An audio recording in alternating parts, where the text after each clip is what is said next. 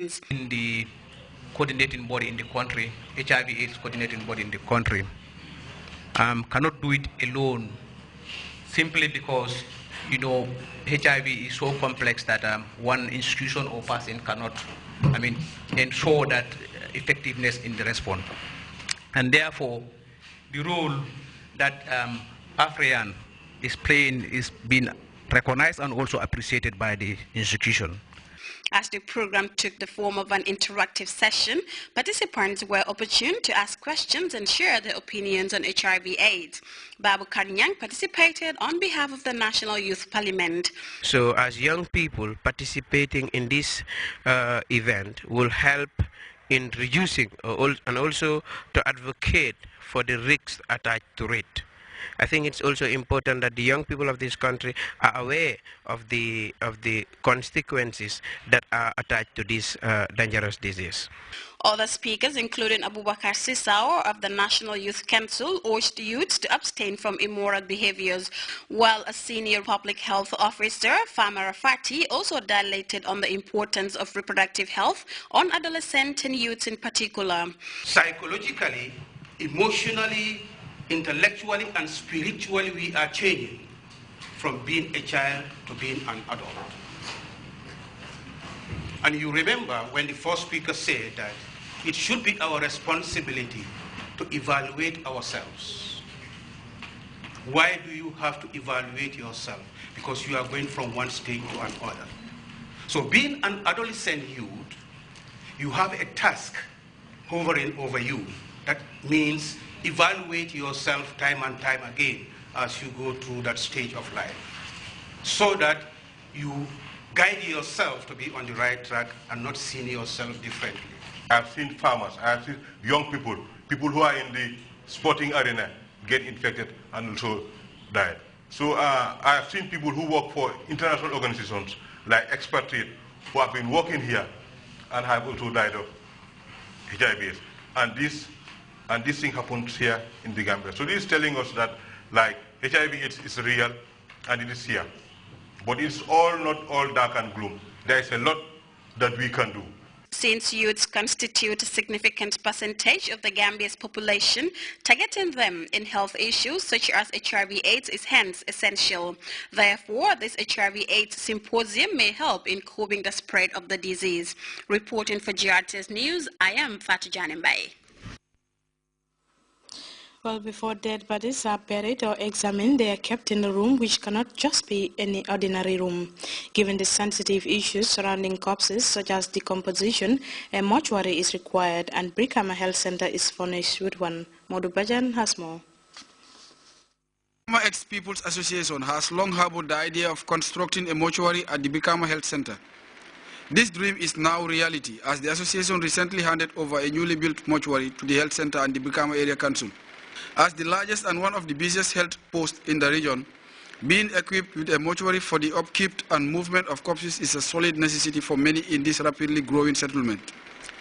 Speaking to the treasurer of Brikama Ex-People's Association, Ibrahim Cham, he revealed among other things that his association had been working on the actualization of this project for some time.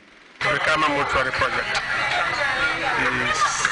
was initiated by the Brikama Ex-People's Association. The project was conceived in 2007 and completed this year, 2013. The Brikama Nyambai Ward Councillor Pa Mane gave statements of appreciation regarding the initiative. Mane, as well as Babukar Ture of the Brikama Health Center, also spoke of the significance of such a development conceived and actualized by the Ex-People's Association. Being a local of Brikama and Nyambai particularly, Maria Manjai, like several other residents of the neighborhood, joined the councillor in welcoming the move. She added that having a mortuary in their health center will save time and money since corpses can be handled at their own jurisdiction. Development as an ongoing process requires collaborative efforts in its entirety. In this regard, it should be the business of all and sundry to be involved in such advancement, as the association's treasurer explains again. Whoever cannot do everything alone, so we have put our efforts together to see and thank God it's now on. And we are still planning to undertake more development projects.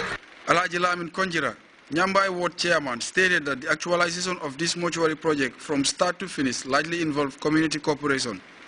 In so long as infrastructural development, especially at community level, is concerned, the construction and handing over of this mortuary by the Brikama Ex-Peoples Association may be described as a worthy cause and thus be emulated. Modu Bajan, GRTS News. The Director General of the President's Alternative Treatment Program, Dr. Tamsin Bow, informs the general public that on the 17th January 2014, there will be the 7th breakthrough celebrations at Kanilai from 5 p.m. under the leadership of the President, His Excellency Sheikh Professor Alhaji Dr. Yahya Jammeh. All cultural groups, sefos, alkalul, students, governmental and other institutions, and treated individuals and their respective family members are invited to the mega event, which will be held in grand style. There will be a lot of surprises. Those who may seek further information can reach Dr. Tamsin Bow on 99145535. Youths of Fajikunda Bajonkoto recently embarked on a self-help exercise that saw them rehabilitate a road network that leads to the stream. Asatu Bajansar has more on the voluntary initiative meant to manifest active youth participation in nation building. Tesito for the development of the Fajikunda Bajonkoto is a drive behind the initiative embarked upon by the youths of the area under the stewardship of the Baba Jasa Youth Group. The move is geared towards rehabilitating the only accessible road to the area and the river in particular, which according to the inhabitants of the area, serve as a source of income for the women who are engaged in oyster production. According to the dwellers of the area, the road is usually inaccessible during the rainy season, thus making life difficult for them. Armed with shovels, pickers and empty cement bags, the volunteers cross the riverbank to collect the oyster shells, which many carry on their heads, a sacrifice they had to make to augment the condition of the only road in the area. And such was the scenario until they were aided by a tractor, which helped to ease their work. Amijata is one of the women engaged in the oyster business. She lamented on the hardship they faced during the rainy season to get to the river, saying that they have to get into the dirty and unsafe water to put food on the table. The Alcalo of Bajonkoto Laminjata said that the self-help initiative is geared towards not only rehabilitating the road, but also complementing the efforts of government, since they know that government cannot do it all alone. He hailed the efforts of the youths whom he said have been engaged in such development ventures over the years. Sadio D. Kujabi is the coordinator of the youth group and the force behind the Tesito. If we call every Sunday, we used to do this work. This is to help ourselves and to help the government because we are living here. So this is what government wants and we want what government wants. We thank the head of state because he is doing a lot of things, a lot of electricity out of them. We said, well, our road is not good. Who's going to do it? The president is doing other things. So we are very happy what he is doing. So that's why we also have to come and do our own road so that others will see and say, well, we can't wait for the government. Let's also try and work. So men, women, old and young, everyone turns up. Determined and committed to the work at hand, the youth never relent on their cause, even after the arrival of the tractor, as they were determined to not only rehabilitate the road, but make it motorable. Well, the rehabilitation of the road was not the only concern of the inhabitants of Fajikunda Bajonkoto.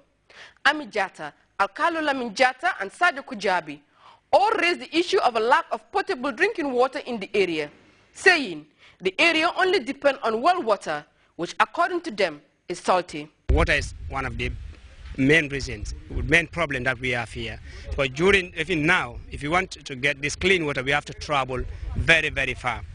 I think we went to Nawek, we complained, we bought the form, we filled the form, submit the form, but see now, there's nothing. And this is the problem that we want, we are looking for help, because this we can do, at least we can try to do, but water is too expensive for us to handle. So we are looking for a solution where to get water, because we have more than 500 people only on the street, people comes out now, you'll be surprised. But there's no water. In the evening, women, you see them carrying buckets, wheelbarrows. Some people are asking me for a wheelbarrow, but there is only one wheelbarrow in the whole street. The others are all spoiled because they have to carry from here to somewhere else to go and do this. So this is the main problem that we have. We have a very, very, very big problem of water. The inhabitants are therefore pleading to the authorities to come to their aid. for clean and potable